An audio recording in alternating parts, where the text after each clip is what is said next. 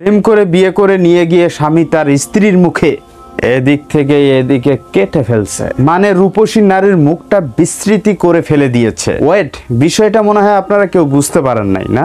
এই সেই নারী একটা না দুইটা জামাই ছাইরে দিয়ে সর্বশেষ বুড়া বেড়ার লাগে প্রেম করে বিয়ে করে ফেলছে। মানে বুড়া বেড়ার তো টাকার অভাব ছিল না। চলেন না এই নাগিনীর মুখ থেকে সম্পূর্ণ বিষয়টা শুনে নেই।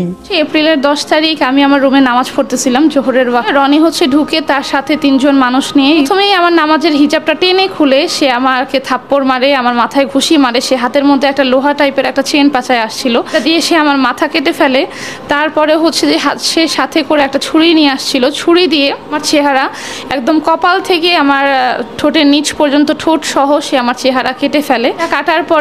এটা কাটার পরেও তার শান্তি হয় নাই। চেহারা কাটার পরে আমার ড্রেসিং টেবিলের সামনেই একটা মিরর দেওয়া একটা ভারী কাঠের টুল ছিল, সেই কাঠের টুল দিয়ে সে আমার মুখে আঘাত করে এবং এই আঘাতের কারণে আমার নাক ভেঙে আমার ভিতরে ঢুকে যায়। আমার মুখের চোয়াল এক পাশ থেকে খুলে যায়, উপরের চোয়াল, আর যে চোয়াল এক পাশে ভেঙে যায়। এখন যেটা বলতেছে যে আমি পরকীয়া করেছি, এই কারণে সে আমাকে খুন করার চেষ্টা করেছে। এই ঘটনাটা টোটালি মিথ্যা। আমি তাকে রেখে কোনো রকম কোনো পরকীয়া করিনি, এটা আমি বারবার বলতেছি, এখনো বলতেছি। তার কাছে কোনো প্রমাণ নেই যে আমি তাকে রেখে কোনো রকম পরকীয়ায় জড়িয়েছি। সে পরকীয়া বানাচ্ছে সেটা আমার ফার্স্ট হাজব্যান্ডের সাথে আমার কথা বলা নিয়ে। আমার ফার্স্ট হাজব্যান্ডের সাথে আমার 8 বছরের একটা বেবি আছে। সে যেহেতু কোনো বড় মেয়ে না, সে কোনো ইয়াং মেয়ে না, নিজের খেয়াল নিজে রাখতে পারে না, সে একটা ছোট্ট বেবির মা বাবা হিসেবে তার সাথে আমার কথা হতো। যেহেতু আমি আরেকটা বিয়ে করেছি, বাচ্চাটা ভালো আছে কিনা বা বাচ্চাটা ঠিকঠাক মতো স্কুলে যাচ্ছে কিনা, ওর শরীর ভালো আছে কিনা, শুধুমাত্র বাবুটার জন্যই মাঝে মাঝে তার সাথে আমার কথা হতো। এই কথাটাকেই রনি এখন ইস্যু বানিয়ে মানুষের সামনে বলছে যে আমি পরকীয়া করেছি, যে এটা সম্পূর্ণ মিথ্যা। দেখেন ভাই, একটা কথাই আছে না, হাব ভালো লক্ষণ খারাপ। আসলে এই ব্যাপারটা এমন, যেমন এক হাতে কখনোই তালি বাজে না, বাঁচতে গেলে ভাই দুইটা হাতেই কিন্তু লাগবে। আজকে এই মেয়েটির কথা শুনে মনে হয় মেয়েটা নির্দোষ।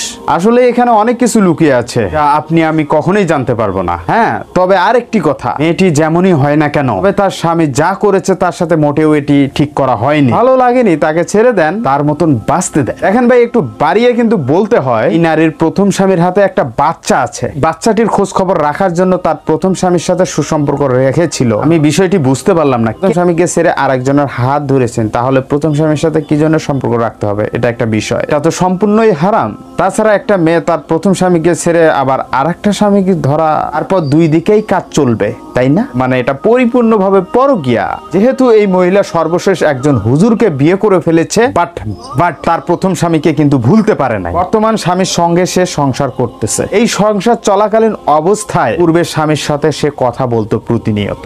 আর এই ব্যাপারটা কিন্তু এখন বর্তমান যে স্বামী রনি রয়েছে তার কিন্তু মোটেও এটা ভাল লাগেনি, তার কারণে কিন্তু এত কিছু হয়েছে। আমি একটা বিষয় বুঝতে পারি না, মেয়েটি লাইভে এসে বলতেছে যে আমার একটা বাচ্চা আছে, সেই বাচ্চাটির খোঁজ খবর রাখার জন্য আমি প্রথম স্বামীর সঙ্গে কথা বলি।